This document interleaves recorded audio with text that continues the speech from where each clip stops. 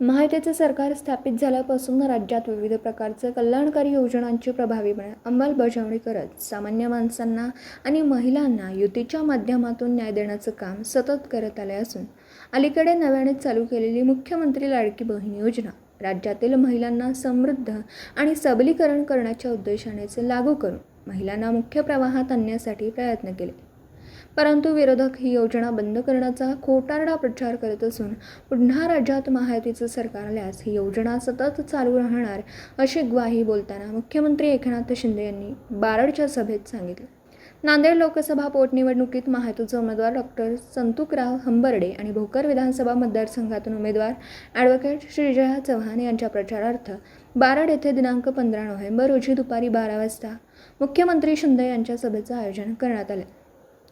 यावेळी माजी मुख्यमंत्री तथा राज्यसभेचे खासदार अशोकराव चव्हाण, विधान परिषद आमदार हेमंत पाटील अण्णाभाऊ साठेंचा नातू सचिन साठे, जिल्हा प्रवक्ते संतोष पांडागळे, प्रवीण साले, भाजप जिल्हाध्यक्ष किशोर देशमुख, सरपंच प्रभाकर आठवले, उपसरपंच बाळासाहेब देशमुख, निलेशराव देशमुख, प्रवीण गायकवाड, संजय देशमुख, गोविंदराव नागेलीकर, लक्ष्मण इंगोले, प्रभाकर भीमेवार, बालाजी खंडिंग, संजय कुरे, आनंद टिप्परसे, किशोर देशमुख, दिगंबर टिप्परसे, नरसिंग लोमटे, नामदेव बिचेवार आदींसह महायुतीच्या पदाधिकाऱ्यांची उपस्थिती होती।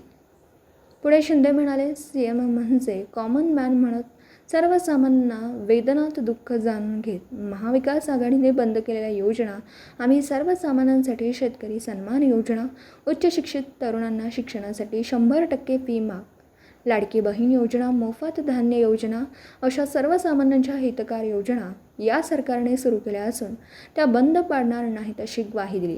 तर लाडक्या बहिणींना लखपती दिदी बनवण्याचं स्वप्न आम्ही साकार करणार असल्याचं त्यांनी सांगितलं।